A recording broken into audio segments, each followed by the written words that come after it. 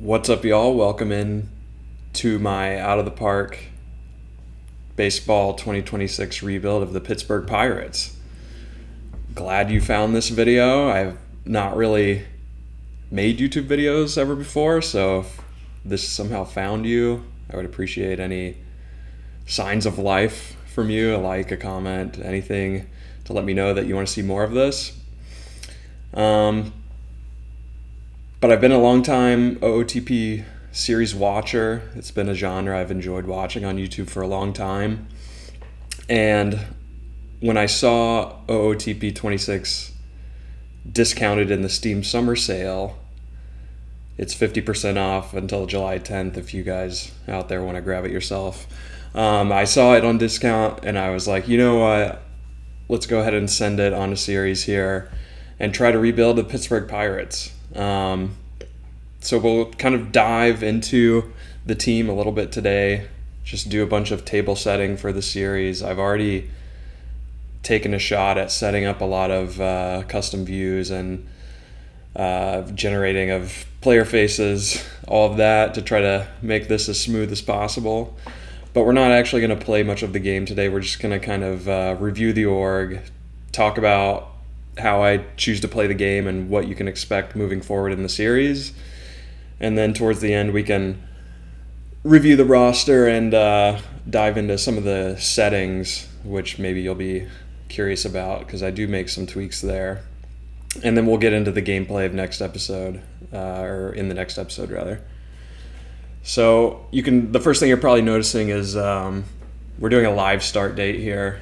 It is June 27th.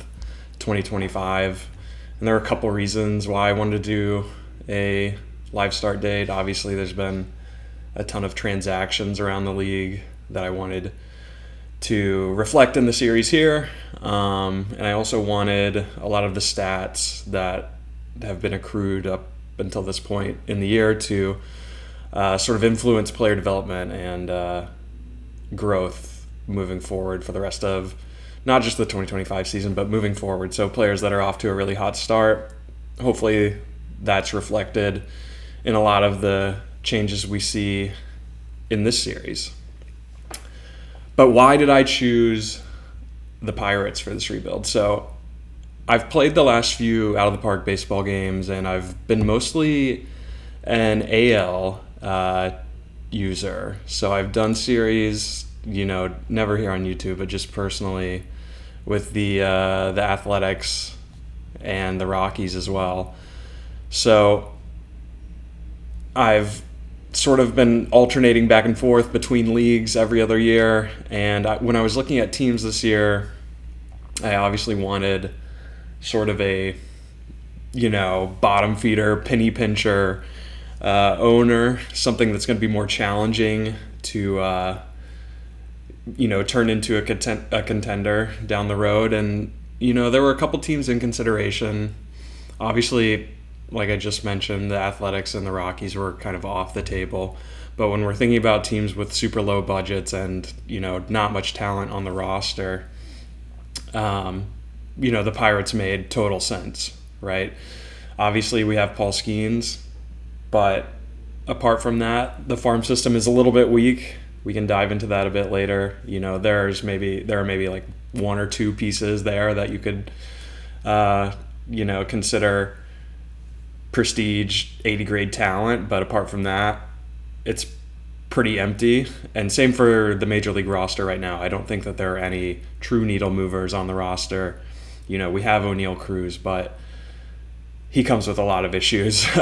So we're not necessarily tied to him long term. And so there's really a lot of flexibility to kind of mold this how we want. And my philosophy, I guess, building this will be sort of based in realism. I'm not going to make a ton of crazy trades. I'm not going to do 5-for-1 player swaps. We play with the trade difficulty turned all the way up, which I can show you guys later. And I'm not going to just fully sell off the team in this first deadline either. We're going to sort of play with one arm, or we're going to fight with one arm behind our back a bit in true Pirates fashion. We're not going to be big spenders. We're going to try to make, smart moves around the edges, buy low on players, maybe bring in some non-tendered arbitration guys, and then obviously draft as best we can and build internally. So that's sort of the vision, I guess, for how we're going to do this. We can sort of dive in on the team in a bit, but you can see I just started this up, so we're a couple days away from the first-year player draft. You can expect to see us do that in the next episode, where we'll probably move through the draft and then also through the trade deadline as well. Since we're already halfway through this season, I think it makes sense to move through in just maybe 2 to 3 episodes to get to the off season, and then we can really start building this ourselves. So that's sort of the table setting in a sense. We have a couple of goals here from our owner, who has given us the task of this year to not completely suck, and with a 39% winning percentage. I don't know that that is going to be very attainable for us, considering we're the second worst team in the NL. Sign Paul Skeens is also listed here. Acquire a power hitter, increase attendance, build a top 6 minor league system, improve record in road games, and then keep building up the team in order to, I believe, reach the playoffs by 2030. So that's sort of what came out of the box when I started this. The one on here that concerns me is signing Paul Skeens to an extension. I don't think that is in the spirit of Pittsburgh ownership, if I'm being honest. I think we're more likely looking at sort of a Garrett Crochet situation here, where once Paul starts reaching his early to mid arbitration years, we will likely look to cash in on a return, which is tough because obviously he's, a top 3 pitcher in baseball, and he's super young. He's 23, throwing 100 plus with elite control, several 80 grade pitches. There's a lot to like here, obviously. He's still not arbitration eligible, but in maybe 2 years from now, I think we could look to deal him, which is maybe heartbreaking if you're a Pittsburgh fan. But if you're a Pittsburgh fan, I also think you probably don't expect the Pirates to sign him long term. And if we were to even consider that, if we wanted to say sign him to a 10-year deal, he's looking for $360 million to play through his age 33 season. Granted, this does buy out his entire second contract, but at the same time, I don't think this is money that we can afford to spend right now. So it's sort of off the table for me, re-signing Paul Skeens, so we can maybe look to discuss this down the road as we sort of move forward in the sim. For now, we're definitely going to keep him just for the next year, I would say, and then perhaps in the off season after next season, we can look to move him. Again, sort of similar to the Garrett Crochet thing I mentioned a couple minutes ago. So that's sort of, what the goals are. We're on our first contract here. So I think we can discuss some of these. I haven't actually clicked into these yet to see what might be an option where we can improve fan interest. Accepting this, I am a little skeptical of doing this as well. It's a 4-year target goal, but I'm not gonna do anything with this now because I know once we move Paul Skeens, fan interest is likely to plummet as well because he is extremely popular naturally. So that's sort of a lose-lose situation, I guess, but something we can revisit later. Maybe we can also get credit for it by just simply re-signing his first arbitration year. I don't know in terms of gameplay how this will work, but we're getting a little hung up on the goals. Let's kind of zoom out to the status of the team. Obviously, we're 32-50, which is not great. We have pretty terrible stats across the board, near last place in every batting category apart from stolen bases. And then pitching, I think, is being carried a bit by Skeens, and we have some performers in the bullpen that are doing decently. I was poking around some of the stats before I hit record to sort of familiarize myself. But you can see we've had a losing record every month so far this year, and our expectation is right in line with our actual record. So there's not really much to dream on in terms of improvement. A 35% win percentage in May, and June was actually our highest win percentage month of the season so far, so you could argue that we are on the upswing despite still being 3 games under 500 for June. So things are not great for the team right now. And when we look at, who's actually on this roster right now, we can sort of go player by player, and I can sort of give you my quick 2 cents on my vision for them and if they're going to be part of this rebuild or not. The bad news, I think, when we're thinking about where we are in the sim with the draft coming up and then followed by the trade deadline, obviously, I don't think that anyone on this roster really has tremendous trade value apart from maybe a few of these relievers who are having, decent years. I know in real life, IKF has been discussed as possible trade bait. He's a solid defender. He doesn't strike out very much, 16% strikeout rate. But at the same time, he's slugging .346 for a .665 OPS.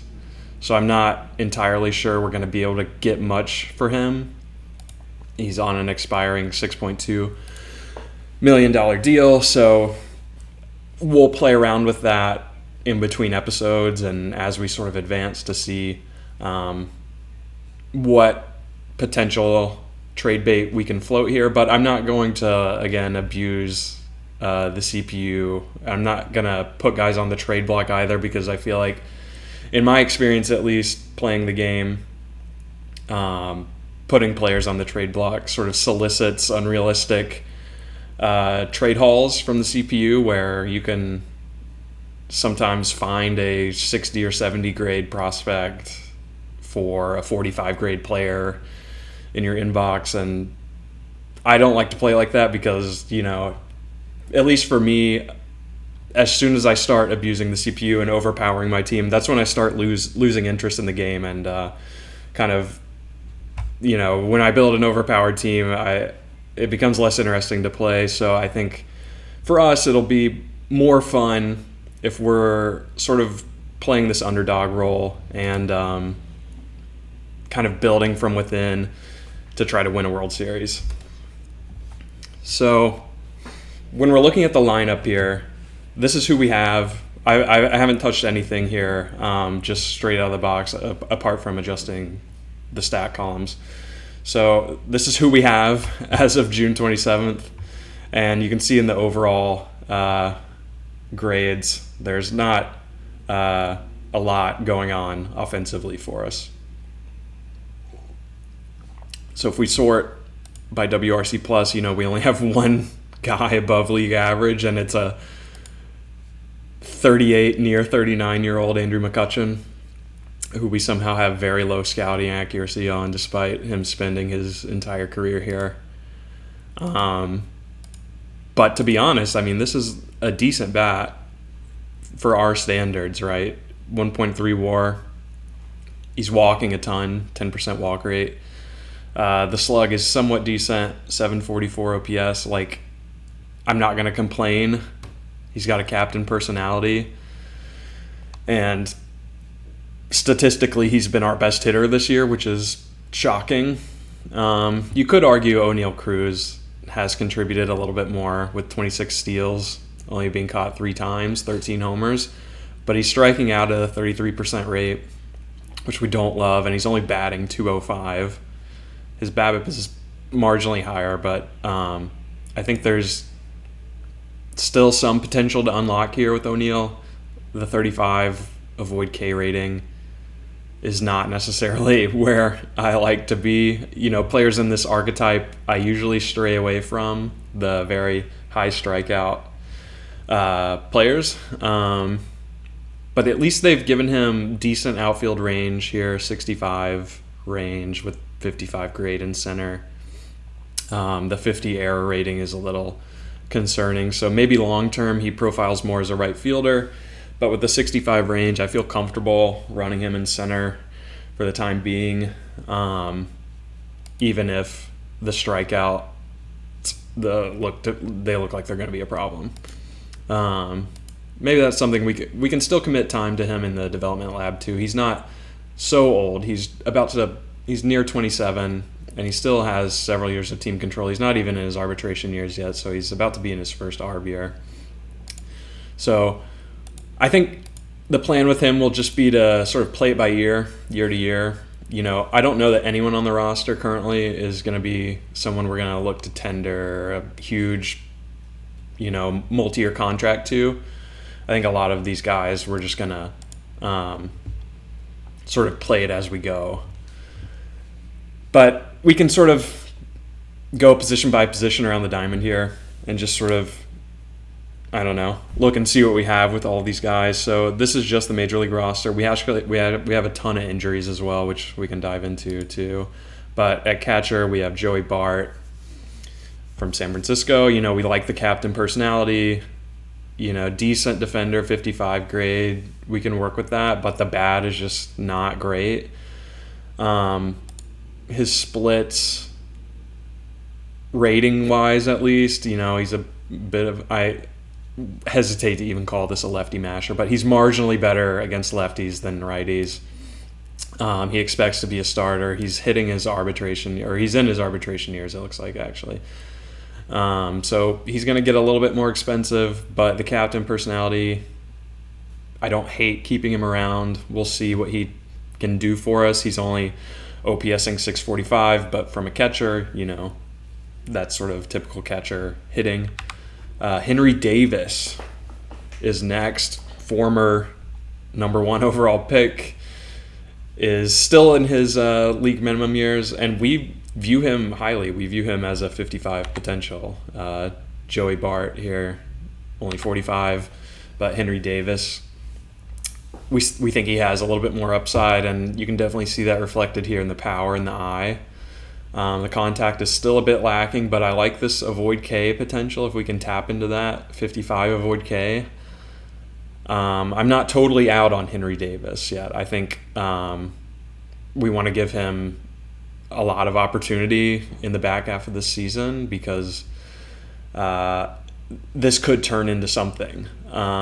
We are higher on him than OSA, admittedly, and I can get into our coaching later. That'll be a topic of conversation, I guess, because when I loaded the sim, Derek Shelton is still our manager, so we'll have to fire him just to kind of align with what happened in the real world. But this discrepancy between us and OSA is a little concerning. We'll see who's right in the end. Our scout that we have currently rostered is not necessarily one I plan on keeping, but in terms of batting this year in 117 plate appearances, he's only hitting 178 and OPSing 566. So this is just not good at all.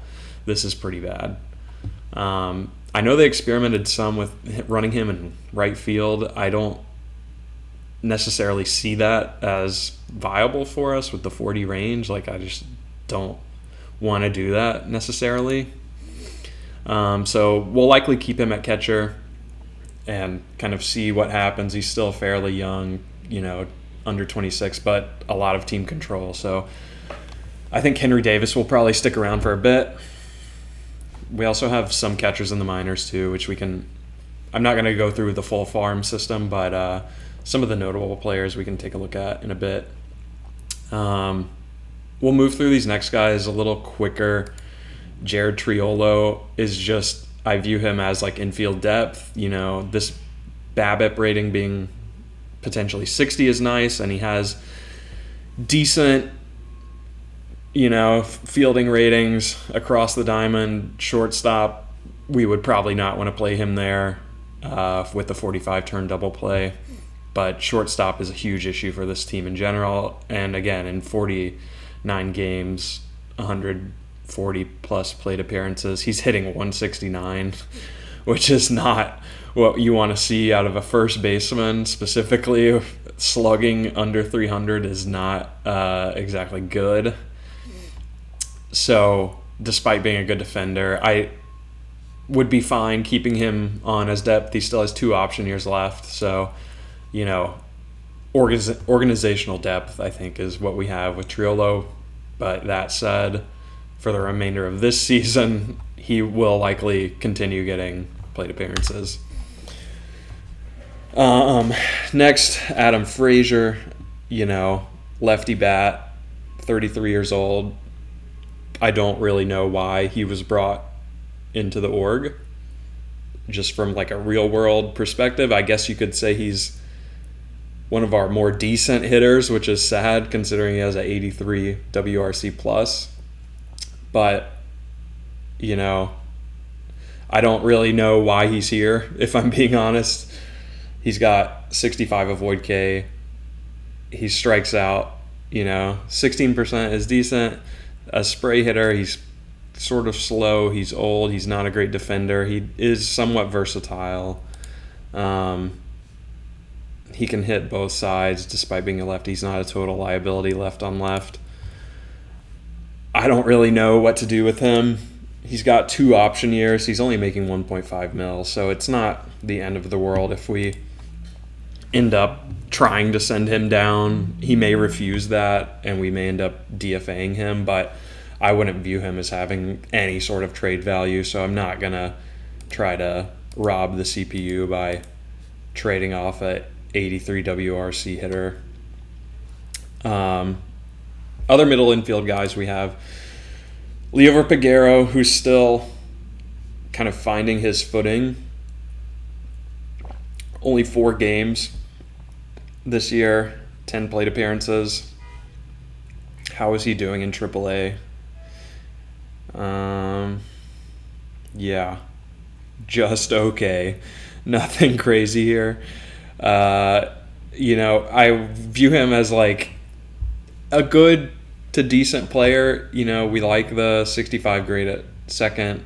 I think he could play for us as like sort of a 9 hitter,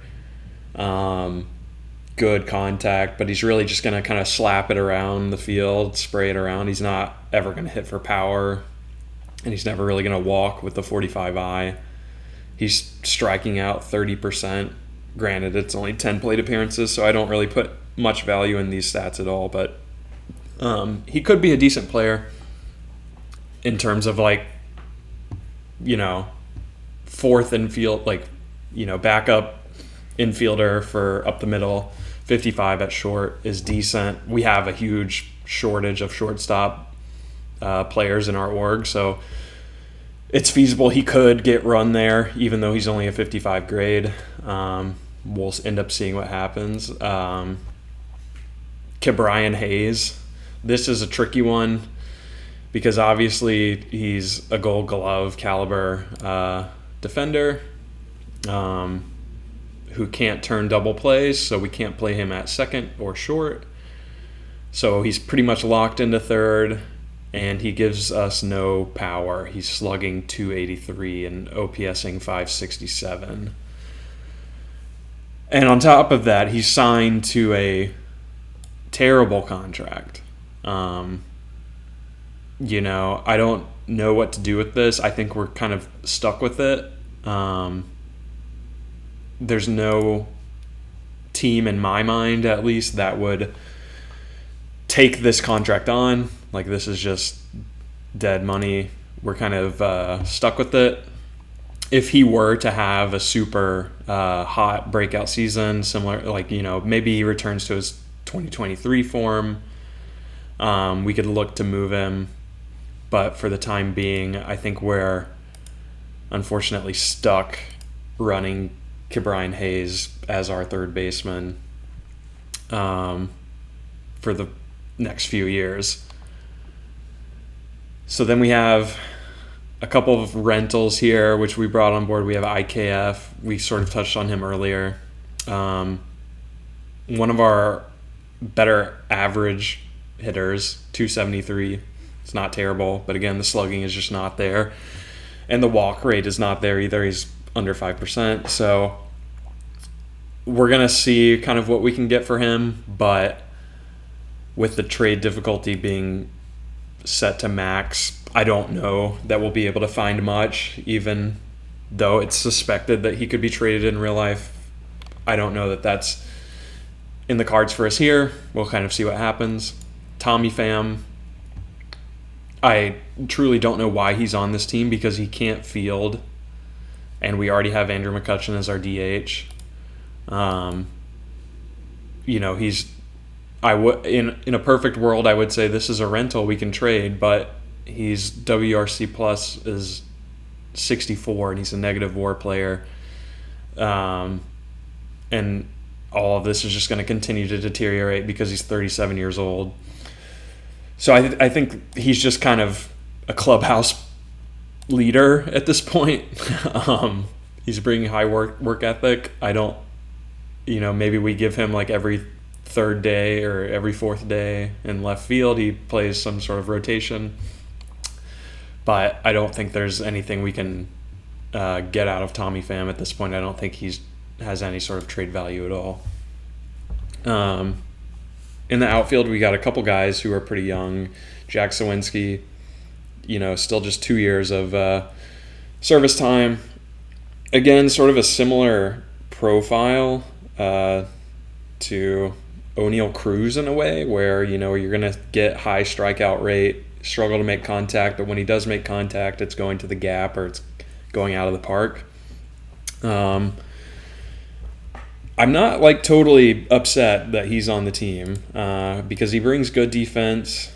He could play center in a pinch if we need, but really I like to see this higher. The range is good though. But in just, a few plate appearances this year, 50, he's striking out at a 40% clip, which is really not good, and he's batting 119 with just nothing. These are awful numbers. Even in AAA, he was striking out over 30% of the time. He at least had a little bit of slugging here and had a 117 WRC plus. So I think he was coming back from injury or something. But it's confusing. They would bat him leadoff in the default. I haven't touched these lineups, but he's batting default against both sides here. And okay. I was wondering if he struggled more against lefties. It's marginal, but not too terrible. But again, I don't really want this as leadoff. I'm more old school in my thinking, high contact, good eye, no power as leadoff. So even though, he's a little bit of a stolen base threat, I think we could bump him down a bit and see more success. But we have him under team control for a couple more years. I think we'll probably keep running him out there. Alexander Canario, this is just sort of failed Cubs prospect, I think. He was on the Giants and then traded to the Cubs and then found his way to the Mets and got DFA'd by the Mets. So we claimed him. Not me, but, the real Pirates. So I don't know that he factors much for us at all. He could hit some homers. If all of this develops, he's still only 25, but again, a super high strikeout risk. Decent defender, but he can't play center, which is tough. And something I noticed too is that he's out of option years, that might be the true deal breaker for him. I sort of like the flexibility of being able to send guys up and down, which obviously, so if he were to ever hit a super cold streak, he is a negative WAR player for us this year through 47 games. he may not return next year. Who knows? The last few guys, we already touched on O'Neal Cruz, but sort of the long-term plan with him, I think we'll just look to play it year by year because I'm hesitant to give a long-term contract to a guy who strikes out at such a high rate. But we'll see. If he turns into like a 40-homer guy, maybe we look to sign him to... I think it is feasible for Pittsburgh to maybe sign him to like a 4 or 5 year extension after his arbitration runs out. I don't think that's totally unreasonable, just because I don't see him commanding such a high price like the Paul Skeens contract we looked at earlier. So we'll see what happens. For now, he's our star player. And then we have Brian Reynolds, who is also sort of steady. I mean, the Pittsburgh's like most consistent player over the last couple of seasons, and they rewarded him with a long-term deal through his age 36 season. So this is like a little similar to Ke'Bryan Hayes, but I'm weirdly more okay with it. Even though he's just a 45 grade, there's no big weakness in his game, and the stats aren't great this year. You don't want to be paying $15 million to a guy who's OPSing under 700 in an ideal world. But he's a switch hitter who is good versus righties, lefties. He can strike out a little bit more. But overall, he's just okay. I'm not super mad at it. I think long term, he's a DH. I don't necessarily want to invest a bunch of training and development into his defense. I'd rather just preserve the bat and have the switch hitter who can steal the occasional base for us. And then Andrew McCutchen is the last guy. We brought up his profile a bit earlier, but good eye. I could honestly see him batting leadoff for us. We'll see what we do with the lineups. Again, I haven't touched those yet, but we like the 10% walk rate.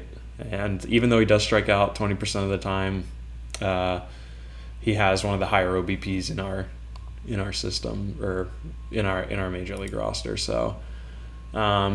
That's the team. There's not too much to dream on. If I had to say like players who will be around, like Henry Davis, Piguero, Hayes, against our will, Sawinski, Cruz, Reynolds. We'll see if McCutchen retires after this year or not.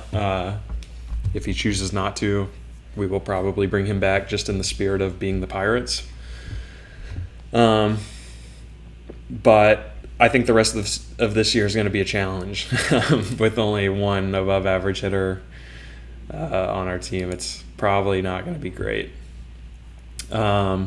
Pitching, we can move into that now. So obviously everyone knows Paul Skeens. It's like the first thing you think of when you think of the Pirates. We already sort of went over our situation with him, but he's pitching tremendous this year, sub-1 whip, near 20% strikeout minus walk rate, 3.6 WAR. Hitters are hitting just 177 against him. He is awesome, and he's going to be our opening day starter next year. So we're going to keep him at least for the next year, and then maybe look to deal him in the offseason like I mentioned. The next pitcher that we're tied to long-term would be Mitch Keller, who, I don't think is terrible, but I also am not thrilled that we're paying him for the next 4 seasons. He's still relatively young, but he's sort of a control artist. At least in this game, he profiles as like a control artist, not going to give up hard contact type of pitcher, but he still just has a 50 BABIP, and all of his pitches are below average grade. OSA is marginally higher on his sliders than we are, but I think I view him more as like a 3 on a good day in our rotation. So it's tough to be paying your three upwards of $15 million a year. But this year he's been sort of just league average. So, I mean, he does have a positive WAR, but the ERA is just right in line with league. The FIP is a little, pretty decent. But he's not going to strike a ton of guys out. As long as he continues to limit the homers and not walk guys, I think he'll be fine. He does have the fly ball tendency. I think he's maybe helped a little bit by our park factor limiting home runs. But overall, decent. Other pitchers we have here, we have a lot of, I guess, young guys that have been called up here. We have Braxton Ashcraft, Mike Burrows. Those are two guys who have sort of, just got their feet wet in the majors. Ashcraft has been in 8 games this year, mostly out of the bullpen. He's only started 1. And he's been awesome. I don't know that this will continue. I think it's such a small sample size that, we'll see what happens. But you love to see the 75 control grade here. He's honestly pretty similar to what we just looked at with Mitch Keller in terms of his rating profile. He just has quite a bit less stamina with only 35. So we'll see what ends up happening to him. I don't even know that we'll continue running him as a starter yet or for the rest of this season.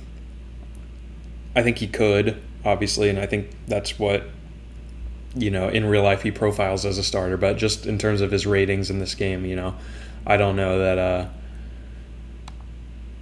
that's our best option. We also have Carmen Mlodzinski. I'm pretty sure it's Mlodzinski, who is just the definition of 50 grade average. He's not going to strike guys out. He has low stuff, but maybe he can get away with movement, but he doesn't have great control, so I think there is a risk that he just is not good. And that you can see that sort of reflected in his 0.1 WAR. Strikeout minus walk rate is only 8.2. It's not very good, and hitters are hitting 300 against him. That's definitely not good. The home run per 9 is a little high. The walks are fine, but the strikeouts just aren't there. 5.5 ERA, 1.7 WHIP, not great. He's worked out of the bullpen some in the past, I know, so maybe if we switch him there, he'll see the stuff uptick a bit. But I don't view him as a long-term piece at all. He's under team control, so we'll definitely keep him, and he has one option year left, but I don't think there's much potential to tap into here. Bailey Falter is our final starter, and all of our pitchers sort of have this same profile. Skeens, obviously, totally different beast there, but another control movement artist who has extreme fly ball tendencies.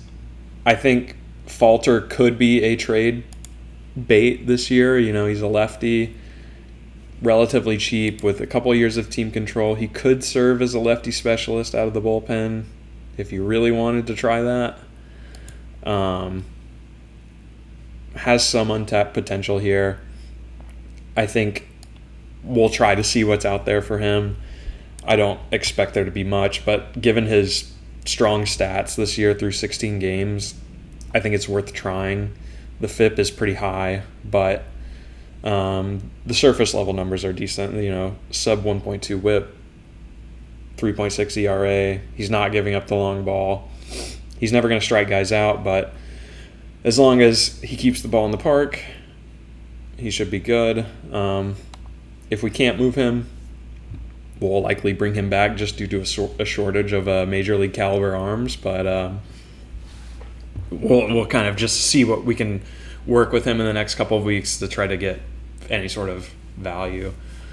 So if we move into the bullpen, we'll just work top to bottom here. But I did want to shout out Mike Burrows, who's I think a starting caliber pitcher. He has made 6 starts in 7 games. for the Pirates in real life this year. This is, again, similar mold to the other guys we were just looking at, where it's like, more favoring control and movement, but there is a little bit of stuff potential here. I think that may just be because he's listed as a reliever, but a 55 grade fastball and a 50 cutter with the changeup could possibly get to 50. It's just, it's not great, but it's marginally better than what we were just looking at with the other guys. The underlying stuff is not super great here. The FIP is super high. He's giving up a ton of homers, which out of the bullpen, maybe you don't necessarily want him pitching leverage, which makes sense. He's only been 40 days of Major League service. But the 16% strikeout minus walk gives me some hope that maybe Mike Burrows could be something for us. And the 45 stamina, he could get starts for us at some point down the line. But in terms of like the back end of our bullpen, the sort of heavy hitters, we have David Bednar, who, I feel like has been sort of cast off by real life Pirates fans and, the MLB at large. But when I was looking at his numbers this year, I was surprised to see that they're actually decent. Like, they're actually really good. 27% strikeout minus walk is, borderline elite, with a 1.1 whip, under 2 FIP. Like, all of these underlying stats are strong as well. So, given he has one more year of control, I think this could be when we move off of David Bednar. I did consider that he was maybe popular, but that doesn't look like it's reflected here in the game. So if we're going to sell off anyone at the trade deadline this year, I think Bednar gives us our best chance of getting something back. So maybe we could package him with IKF, or we could trade him standalone. We'll kind of see what happens, but I was surprised to see him performing as well as he has been. We also have Dennis Santana, who, again, I was surprised to see is putting up crazy good numbers this year. The underlying is also good. And while he's not striking out guys at the same clip as Bednar, you could argue he's been just as good. Just a hard-throwing righty, 29 years old. He does have one more year of team control, so we could keep him. I'm not necessarily like dying to trade him. We need somebody in the back of our bullpen. I'm not going to totally fold and tank the season just yet. So if we were to trade Bednar, Santana likely moves in as our closer, and we just keep rolling. But our leverage lefty has been Caleb Ferguson, who, again, if you're looking at these underlying stats, you're like, wow, the back end of Pittsburgh's bullpen is actually decent, which is such a disconnect from what I associate with them in real life. I'm so used to them. It's like, Skeens threw 7 scoreless, and then they still lost. But these stats aren't terrible. Ferguson, has been around the block for a while. He's sort of a veteran, not great at holding runners, but good at keeping the ball in the park, and he's a pretty decent lefty specialist here. So he definitely has a role. We have him on a 1-year deal, so I think it's feasible he could get moved as well. With the strength of these underlying stats, we'll kind of see what interest there is out there for him.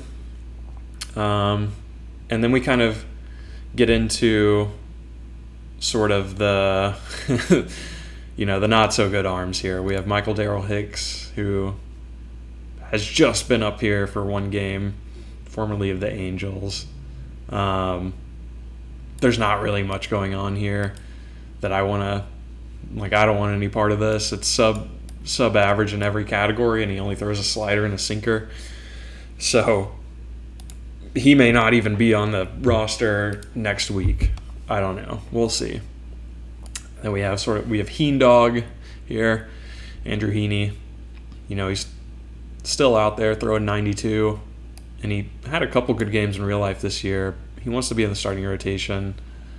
We only have him on this 1-year deal here. The numbers have just not been good, though. 3-7, ERA under par, FIP high, 1.5 homers per 9, not good, not striking anyone out. Just the 40 home run allowed is the real deal breaker there. So I don't think there will be trade value for him in the same way that there is for maybe Bailey Falter or some of the back end relievers.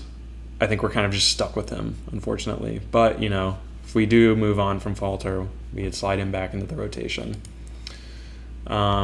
Genesis Cabrera is also sort of a reclamation project, or sort of just, in the same way we dug up Canario, we also dug up Cabrera, who has a little bit more stuff, a little bit more velocity, but he just hasn't quite put it together statistically. He's played for 3 teams this year. Well, 2 teams, and then now he's on Pittsburgh. And none of these are really super great stats or numbers you want to see. The Mets ones aren't bad, but again, such small sample sizes that, I'm not quite sure what we're going to get from him. He's a marginal lefty specialist, but still allowing 45 homer and 45 control. So calling him a lefty specialist is maybe a little rich. 28 years old, has 1 year of arbitration left, but again, I don't know that we want to necessarily be paying $2 million for a player of this caliber, so we'll kind of just see what happens. And then finally, Chase Shugart. Again, just very similar, just 40 across the board. You would hope to see at least a 45, but with this kind of stuff, I'm not sure what we're doing here. He's good at holding runners, maybe, and the 55 BABIP is somewhat decent. You look at his stats here, and you're like, well, the ERA looks somewhat good, and the WHIP is under 1.2, so how bad could it really be? But he's averaging slightly elevated homer per 9 for a reliever. You could argue that he could start, but I don't know if you want that either, to be honest. I'm not sure what role this guy fills, and he's also unmotivated personality, so we'll likely end up just sending him down and keeping him in AAA as an emergency arm for the foreseeable. But that was sort of a long-winded, I guess, review of where the team's at now. This is all just, we haven't advanced at all in game time. This is all just real-world statistics that we're looking at. So we'll see how that kind of develops as the sim goes on with the ratings. The other, I guess, bit to touch on, just to sort of, as we're table setting the series, is just the injured list, right? So when I opened this, I was kind of shocked at just how many guys are on here. Oh my God, across all levels too. It's crazy. There are a couple notable names though. We have 3 guys on rehab assignment right now. We have Dari Moreta, who again is just another 40 grade guy, but OSA views him slightly higher. They think he has more control and movement than we do. And I certainly like him better than some of those relievers at the end that we just reviewed, but through 19 games of his rehab assignment, he's just been okay. The ERA is good, and the FIP is good too, so I guess he's a little better than okay. I should give him more credit. We'll probably bring him up. I think he struggles against lefties because he's only a 2-pitch guy, fastball, slider. Unless those pitches are 70 grade, lefties are going to eat those.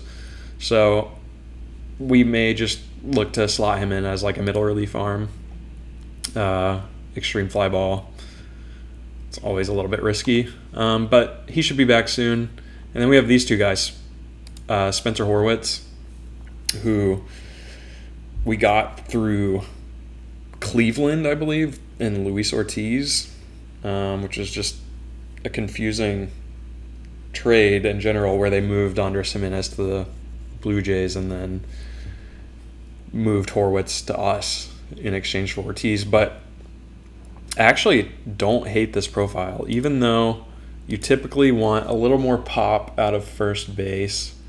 I think the gap power, the eye, the bat, I like what I see in all of this. And he's hitting over 300 in AAA in his rehab assignment through 8 games. So I think we're safe to bring him up pretty soon. So I think we're going to reorganize the roster a bit, and I can do that in between episodes and sort of update you all at the start of the next episode. But, there's a lot to like here, to be honest, and he's under a ton of control. So this isn't totally bad. A lefty bat, 27, near 28. He could be something. We also have Nick Gonzalez, who, similar situation, a lot of team control left. Not the best defender, but a good personality. And it's sort of a bizarre profile. I don't see many players like this where you have 80 grade gap power. And that's shared across OSA and our scout. So if this if this pans out, he could be something as well, right? Because the 55 avoid K, if we get the eye up to 55, he could really be an on-base machine. The ratings are not really reflected in his real-life AAA stats to this point. The near 30% strikeout rate and the sub 200 average for the 15 WRC plus is not exactly what you want to see. So maybe we let him ride it out a little bit more to figure it out. But I think with these ratings, he'll turn it around relatively quickly. We are much higher on his current overall compared to OSA. But long term, he could be a middle infielder for us. I don't know that he could play third tremendously well, and we're sort of tied to Brian Hayes, so that's almost not even worth considering.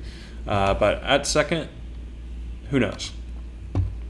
I'm not going to go through all these other guys that are in the minors, but there are a couple interesting ones. Obviously, the big one, Jared Jones, who is out until next year. Ton of control. We love the stuff that he can bring.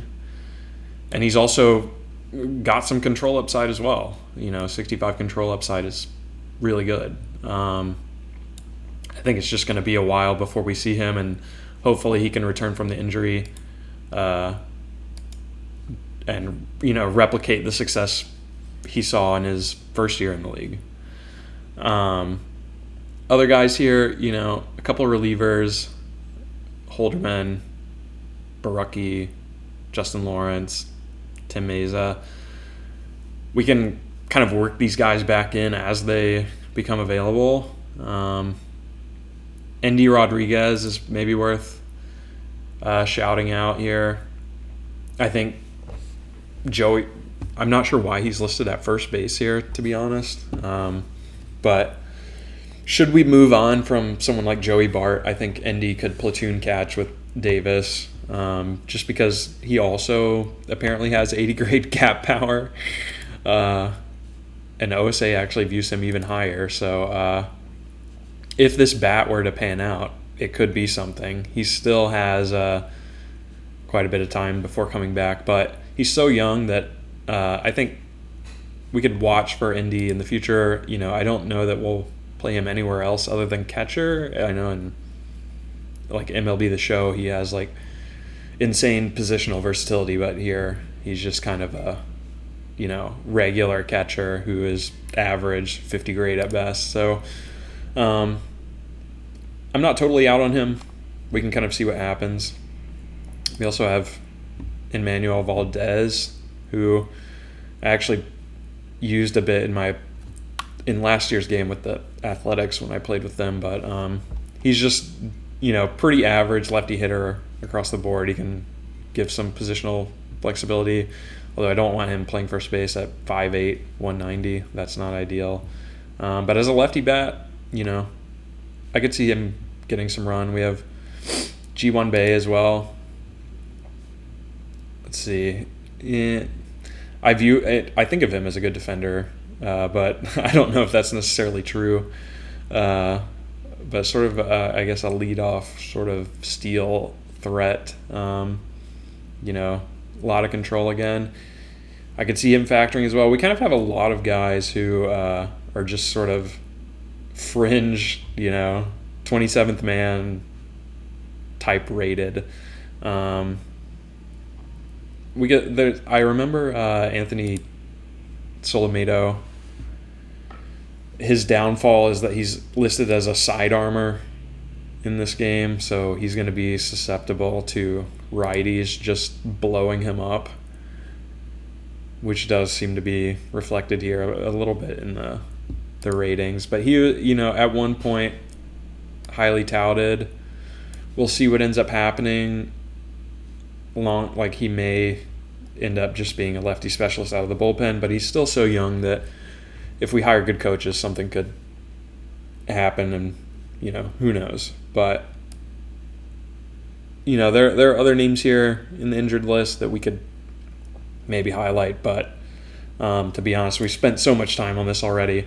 I think just these main three guys, and then later next year, Jared Jones, sprinkle in a couple of these relievers. The roster could change a bit from what we reviewed earlier.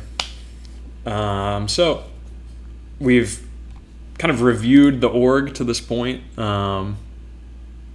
We can go into player development. We can touch on this lightly. I don't think there's a ton to dream on here in the system. There are a couple of guys, though, that I think are worth highlighting. Part of the reason why I even picked Pittsburgh was, the idea of playing Connor Griffin in center field. He's just a total alien, 6'4", 215, fast, strong, power hitter, good defense, good on the base path, five-tool player. And he's not even, he just turned 19. So he's a very highly touted prospect who profiles as maybe he'll strike out a little bit, but he's going to give you the homers, he's going to give you the defense. And with the 70 range and the good personality, I'm super optimistic about him. He's been mashing so far in high A this year, only through 13 games, but 65 plate appearances, 171 WRC plus, 968 OPS. I do kind of worry that there's a little bit of a disconnect between his ratings in the game compared to his real life production. I guess what I mean by that is if we go to the South Atlantic League and see how he's rated, he's only a 30 overall here, and 40 contact, 35 strikeout, avoid K, 40 I. This profile, these ratings do not align with the 10% walk rate, 15% strikeout rate. So I'm going to leave him at high A. We only have average scouting accuracy on him, so maybe there has been some change in these ratings based on the production here. We'll see how that changes sort of in the next month or so. I sort of worried that he's been pushed a little bit, too far in terms of the game. I think there may be some regression. We may have to bump him back down to either A-ball or, probably not rookie league, but, maybe A-ball. But long term, this is sort of our crown jewel at the moment. And then we also have, two other guys who I think are, super noteworthy. Bubba Chandler, he's 22 here in the prospect rankings. In real life, he's top 10, top 5, I think even. He may be number 2, depending on what outlet you choose to use. But huge stuff, big fastball, big slider. Power pitcher. He's sort of hit a little bit of June gloom. I think in real life, these stats are still, really good. But I think in real life he's sort of struggled a bit. Hopefully he comes along soon because, I would love to get an outstanding development rating on his control to bump that up to maybe like 55 or 60. But with stuff like this, it doesn't really even matter if he walks a couple guys, as long as he's not letting them score. So he should be awesome, and he should be ready relatively soon. And then we have Termar Johnson too.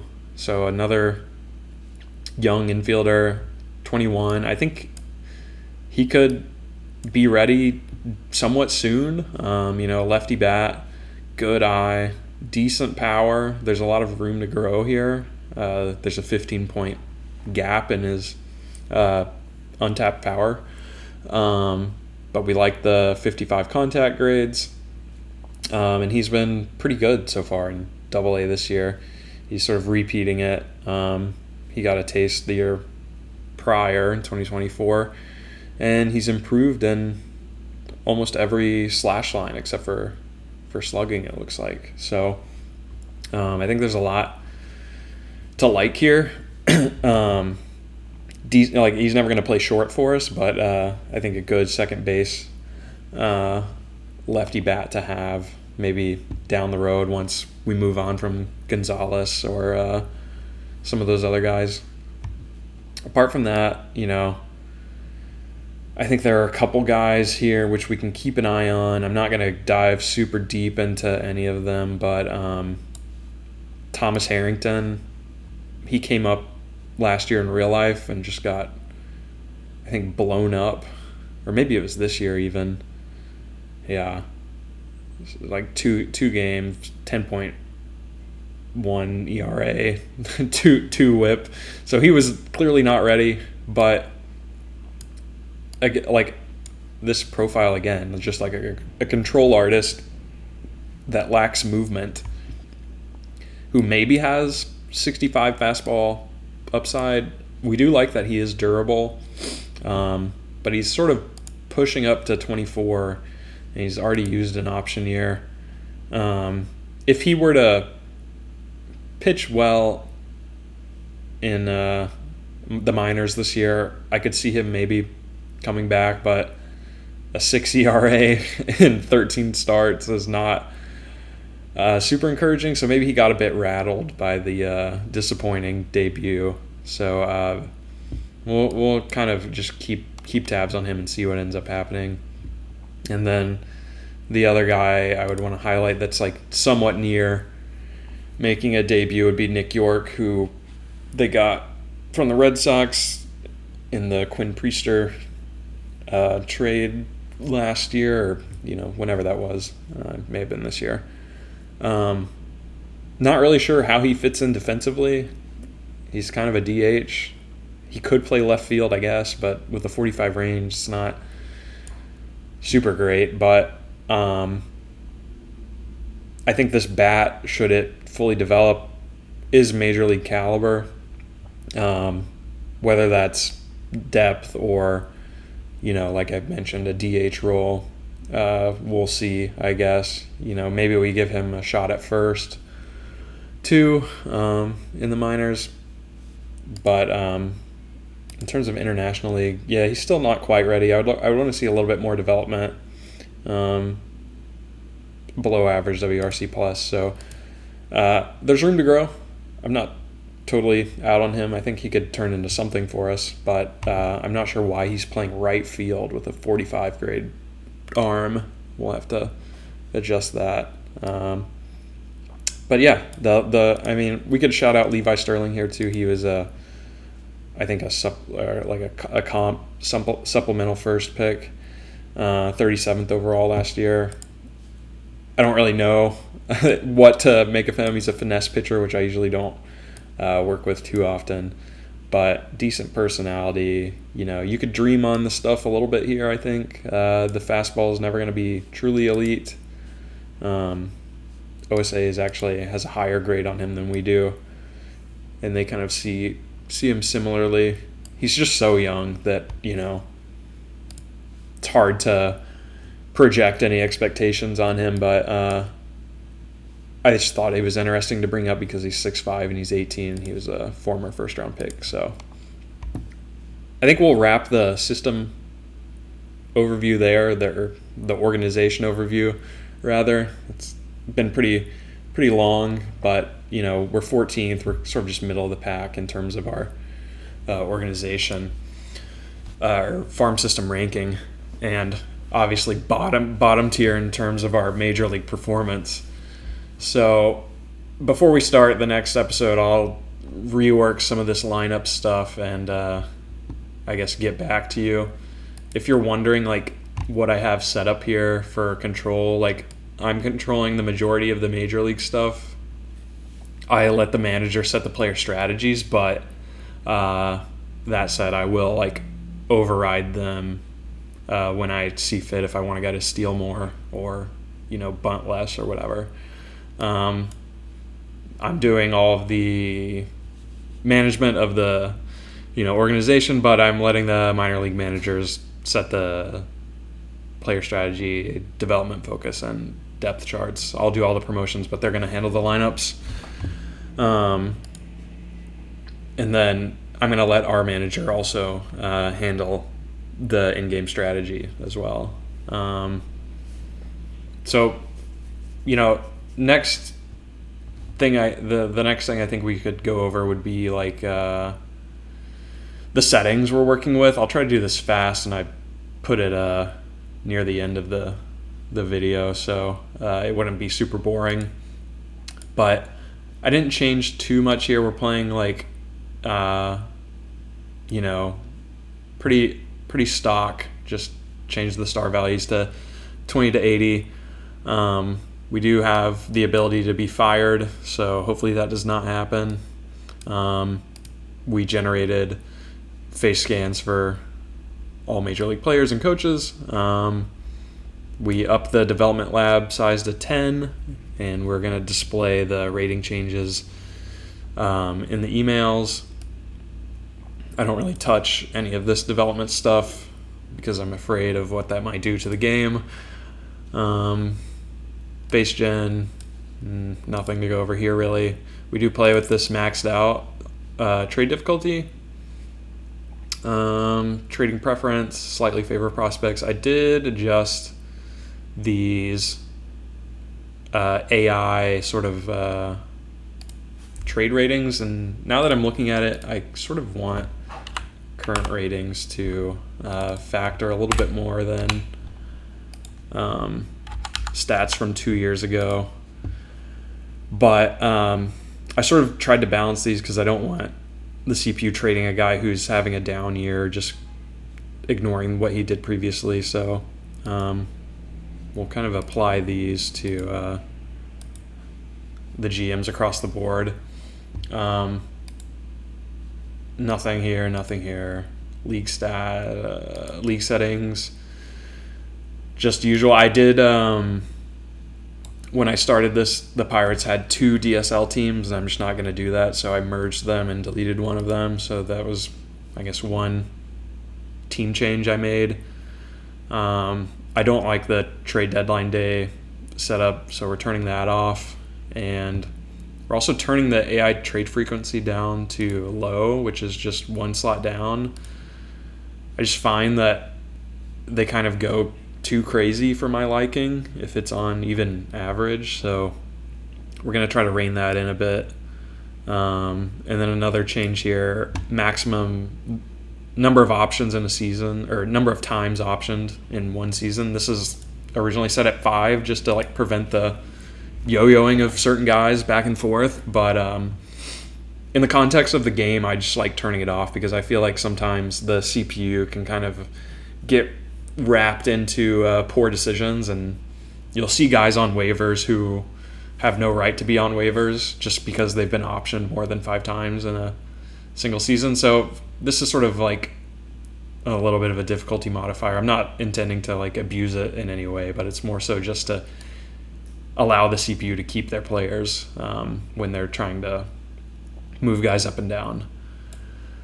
The other thing, I adjusted some of the contract demands for players because I sort of wanted to reflect like, real world financials. So the superstar expected salary, I juiced it a bit, and same for the star and good quality players as well. So we should hopefully see some more realistic contracts handed out in free agency, and it's going to make it more difficult for us to buy quality talent. So it's all, it's more critical for us to build through the draft and through international free agency. So we're not going to be using the hard cap, and it will be adjusted by revenue sharing. So we should be able to have a higher budget pool than a lot of teams. I don't think that will apply to us in the first year. I think we'll likely just have 4.7 for the first IFA period, but moving forward, it should bump up due to the revenue share. But I think that's all for settings. So we're going to try to play this as realistic as we can and sort of take it slow and hopefully build sort of a Moneyball underdog team. I guess you can also see here too, we didn't really go over coaching at all. When I started this, there was weirdly like so many vacancies across our system. Like we don't even have a AAA manager or a manager at the DSL or like the rookie league.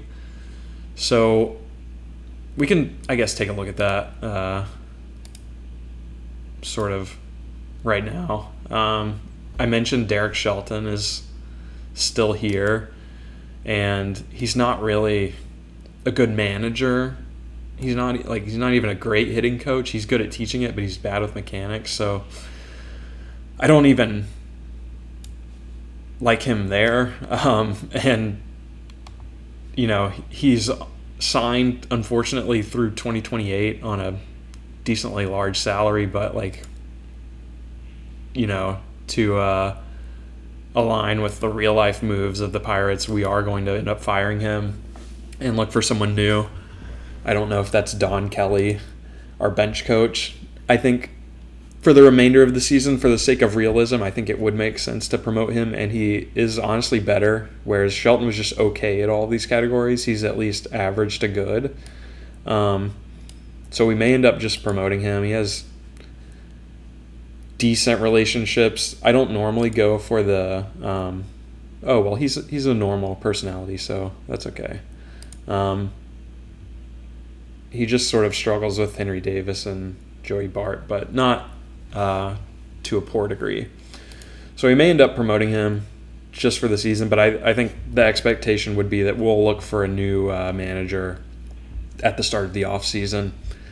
And then we also have a lot of coaching vacancies here. I'm going to audit this sort of in between episodes. I'm not going to totally clean house just because we're in the middle of a season. My plan is just to fill the vacancies that we currently have, and then we can sort of revisit all the other guys in the off season to move things around and try to optimize all these levels, because anyone who plays OOTP knows that the quality of your coach is the easiest way to see success. But another thing, we already fired Shelton, which we did that kind of quickly. I didn't really go over him very much, but the other guy here, this maybe the most important position in OOTP front office is scouting director, and ours is unfortunately terrible. We have just an okay guy at every position here, and he's a neutral preference scout, which usually we go for the highly favored tools guy. So I don't think Joe is going to be with us much longer. Maybe you're thinking to yourself, or if you're paying attention where we are in the season, you're like, well, surely we should keep our scout ahead of the draft when it's only 2 weeks away, right?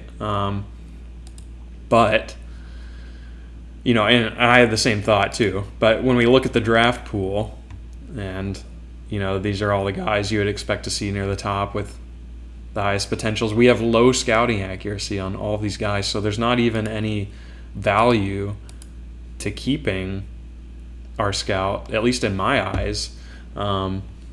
I guess, intended to keep him through the season, but if he's not providing us any advantage with the draft coming up, we may as well just fire him now and bring on somebody that highly favors tools that we like. We may be able to get some scouting back. I don't think it's realistic to get any scouting back for this draft, like at a high level.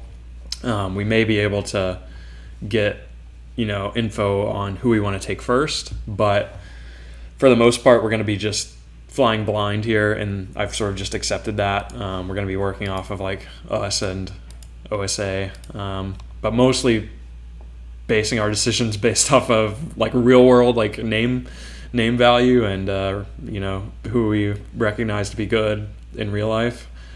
So it should be an interesting first draft. I may end up firing the scout before the next episode and hiring someone new, just because, like I just went over, there's no advantage to keeping him. But other than that, I'm just going to look to fill these vacancies. I'll probably promote Kelly to manager for the time being, and then fill our bench coach with one of these other guys down here. And then we can kind of hit the ground running. So I think we'll wrap it up here. Thank you guys for sticking with me, obviously. Again, I sort of mentioned it at the top, but I don't really make YouTube videos ever. So if there's any encouragement, drop a comment or let me know how you would handle this rebuild and what you would do with Paul Skeens and O'Neal Cruz and all these guys. Even if you don't want to leave a comment, just a like would be awesome, just to show me that real people are watching these instead of bots. It's hard to tell if the views are real or not. And then, hopefully you guys follow along for this journey. I'll try to get videos out on a pretty regular basis. The lift of like producing these is not crazy at all. We're just screen recording OOTP. So it's not necessarily that they're hard to make. It's just finding the time in between work and real life to record them. But we should be able to move forward in the next episode. I'll come back to you with a reworked lineup and pitching staff, and then we can work towards the draft and do the draft. I probably won't show the whole draft. We'll probably just do the first couple rounds, and then I'll cut it and we can move on. But we'll plan to get the ball rolling, do the draft, and then I think we'll also do the trade deadline as well. We'll just wrap it all into one episode, one big July episode, and then from there we'll just cut it and move on to August, September, and sort of power through the rest of the season before we get to the off season, and then kind of lay out what the plan will be moving forward. But we'll stop it here. Thank you guys so much for watching, and I hope to see you in the next one. See ya.